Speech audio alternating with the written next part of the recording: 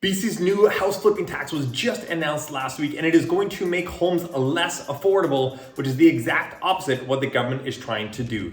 In this video, I'm going to share with you what this house flipping tax is, what is the real reason why homes have gotten so expensive over the last decade, and what are the issues that are coming up or going to arise as a result of this home flipping tax and its effect on you and the future ability to be able to afford a home. Hi, my name is Jonathan Lerner with the Vancouver Life Real Estate Group, and our team here at the Vancouver Life Real Estate Group, we talk to people just like you every single day that are wanting to make a switch and to make a move into the greater Vancouver area, and we absolutely love it. And so whether you're looking at moving here in the next 9 days or 90 days, give us a call, send us a text, shoot us an email, or schedule a Zoom call with us in that link down below in the description, and we'd love to be able to have a chat with you, find out more about what your goals are and what the next steps might be and how we can help in that process. All right, let's dive into this new house flipping tax.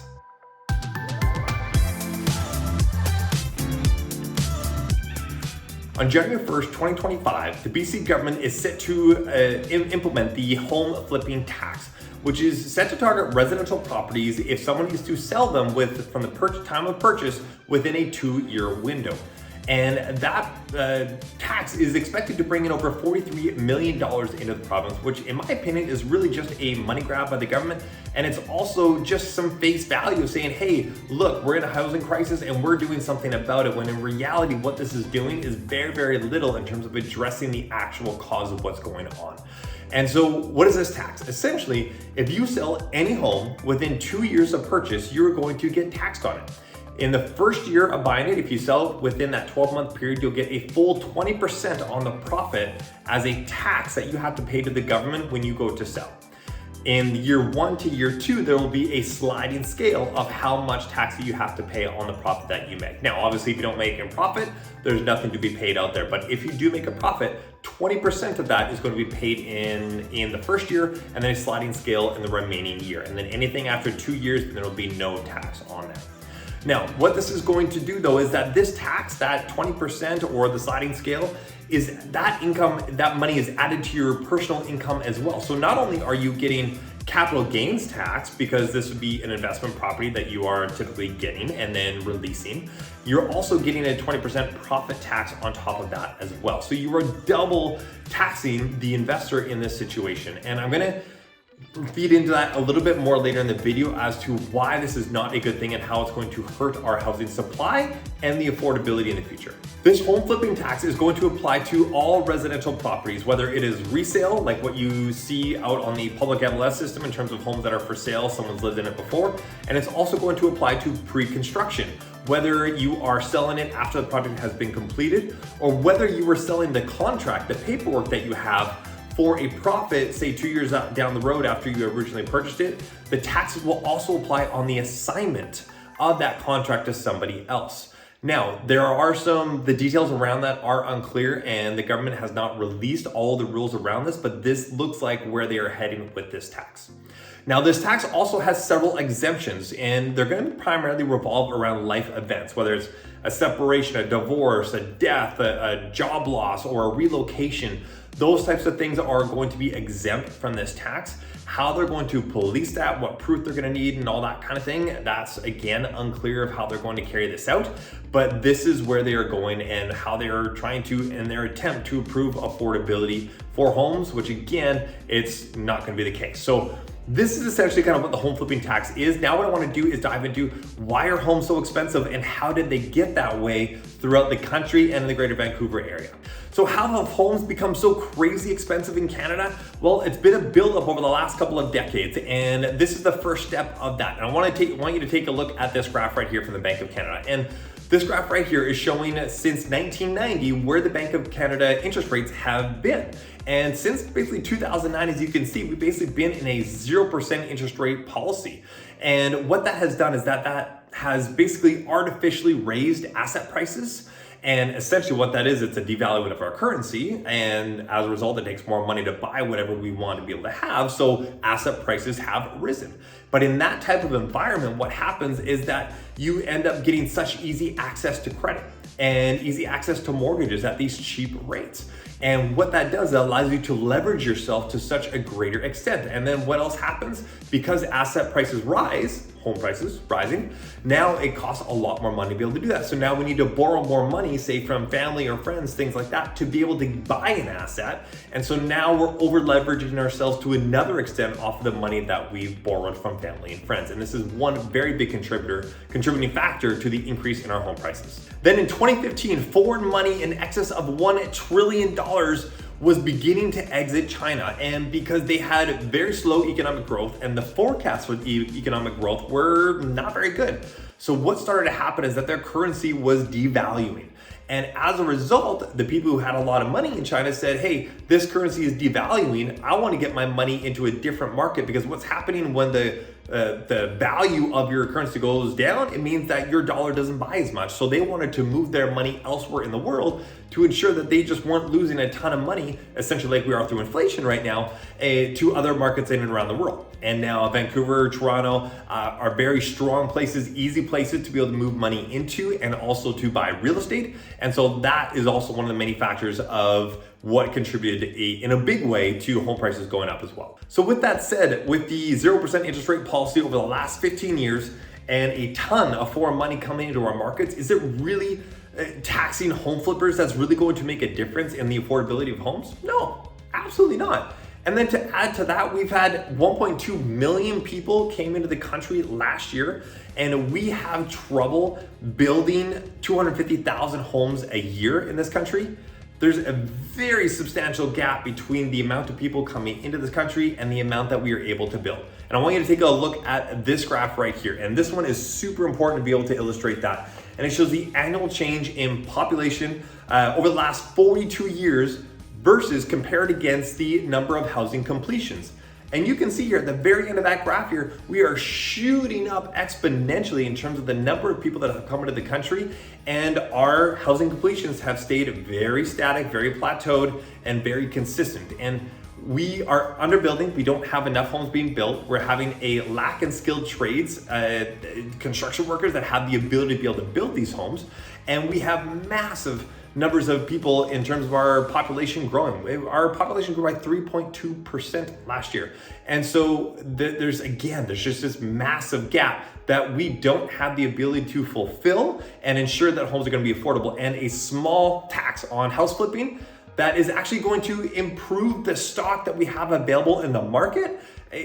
You know, you can't have people live in homes that are not livable, that are 100-year-old home that haven't been touched and the electrical's still on aluminum, and homes that are just not right for a single person, let alone a family and kids to be able to move into. And it's those people that are going into these homes and using their own capital, taking on their own risk to be able to flip these up, to be able to make them livable and improve the housing options that we have here. Why are they getting taxed, and why are they getting the hammer on them when they're the ones that are improving what's out there? And because there's a lot of rental stock out here, a lot of older homes that are in not great shape and are really on their way out. And we need these homes to be turned over and to be improved so that we can maintain our housing stock and to ensure that everyone's health is also in a good space here as well. One more graph for you here, and this one I got from Steve Soretsky. He's a very prominent Vancouver realtor here as well, and he created a graph based off the number of homes that were bought and resold in a 24-month period, and they averaged 4%. So the highest was in 2007 when houses went crazy, as you can see there, and that's when we had those subprime rates. And if you just pretend that even the entire 4% that averaged out across that were speculators and investors that had sold for a profit or tried to sell for a profit, even at that total 4%, would that, again, putting a tax on them really make a difference on the affordability of homes? No, it wouldn't. Now, of course, not all of those were investors. And so, there'd be issues of divorce and death and separation and job relocation, that kind of thing that would play into that, of those homes that were sold in less than 2 years. So it's even less than 4%. And so again, how much is this home flipping tax really going to do? Let's move on to the reasons why this home flipping tax is bad and is actually going to do the opposite effect. It is not going to make more homes more affordable. It's going to make them more expensive. And the big part of that is because it's going to prevent more stock from coming to market. Why? Well, pre-sale, pre-construction projects. they need to have a certain amount of their units sold before they can get the financing from the commercial lenders and the banks to be able to build their project. Most all developments need a minimum of 50% sold before they will get financing, typically at least 55%, maybe a little bit more depending on the lender. And so unless you have 55% of those units sold, they don't put, the developers don't put a shovel on the ground to be able to start building. And when 50 to 60, 65% of most any project sold, the number of units are going to investors. 50 to 60, 65% in that range are investors that are buying into a project. And so that means 40, 35 to 50% are end users that want to buy into that building for their own personal use. It's going to be significantly more challenging and difficult for a developer to be able to sell the units that they need to be able to get the commercial lending to be able to build the project to be able to have units available for the public. And so that is going to create a rollover effect that, okay, now projects aren't going to get financed, or they're going to take longer to be able to get that threshold of 50, 55% to be able to get financing. So then it takes longer to get that financing. It takes longer then to be able to start a project and then to go through the build process. So it's going to take longer for more stock and more homes to come to market. And we have a still very elevated rate of immigration coming into the country.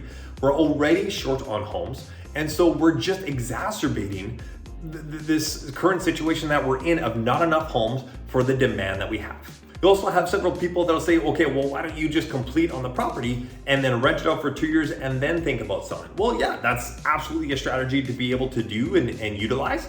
Investors, they really want to be able to diversify and take their capital and move it around and to be locked in for something for an additional 2 years, or maybe it's an additional 4 years because they buy under pre-sale. Maybe the project takes 4 or 5 years to complete to build, and then they need another 2 years on top of that. It could be 7 years where their capital is tied up in something like that. And so that makes it really tough. And it also makes it tough in the sense that BC has some of the most tenant-favored tenant restrictions against the landlord anywhere in North America. And so as a investor and taking on tenants like that, that can be really, really tough to be able to make any changes that they need to, or when they go to sell, it can also have some drawbacks in that sense as well. So there's multiple factors that play into this that are, tough in that sense to be able to ensure that, okay, yeah, absolutely, every investor should have to complete and then rent it out for 2 years. A lot of other things that go on behind that as well.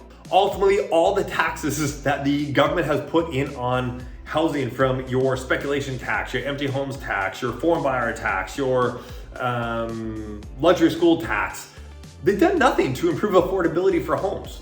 What we ultimately need are the things that we're starting to work on is getting rid of red tape when it comes to development, speeding up the process of permitting and zoning and all that, which the province has started to do, which is fantastic. I think they've done some really great steps with that.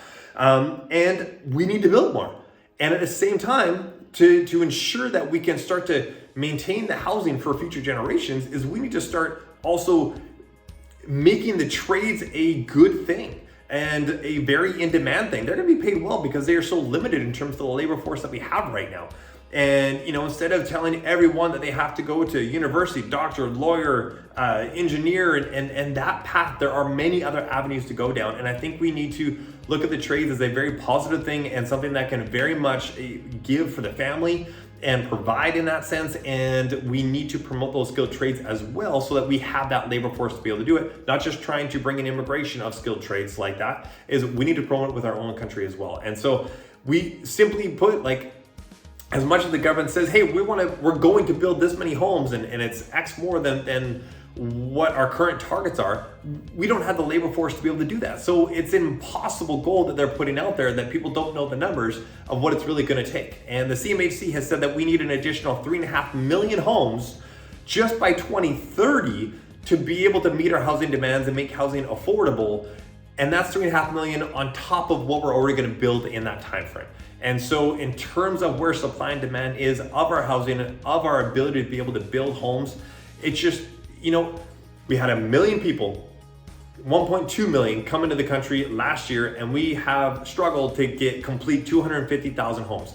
And housing starts are down over 20% because of the interest rates and the financing costs. And a lot of projects have closed down and shut off completely because they just can't hold onto the holding costs before a project can come to market because of the interest rates. And so there's so many different factors that have played in here, and I think this is just another nail in the tire of saying, hey, like, as much as we're trying to show face that we are improving housing affordability and we're taking steps to do that, the steps that are being taken are a lot of the times the wrong ones, and I think it's going to have repercussions that haven't been thought of down the road. That's my thoughts. I would love to hear your thoughts down in the comments below. Do you agree? Do you disagree? Love to be able to hear it all and engage in this conversation. And if you have any questions, you want to talk more in depth personally, again, my info is down below in the description. My name is Jonathan Lerner with the Vancouver Life Real Estate Group, and we love being able to help our clients buy and sell in the greater Vancouver area, and we absolutely love it. So if you are intrigued, please reach out and watch more of the videos on this website. Make sure, click that subscribe link and click that like button down below if you got some value from this video, and let's start getting this info out to more people. Have an amazing day, and it's time to live the Vancouver life.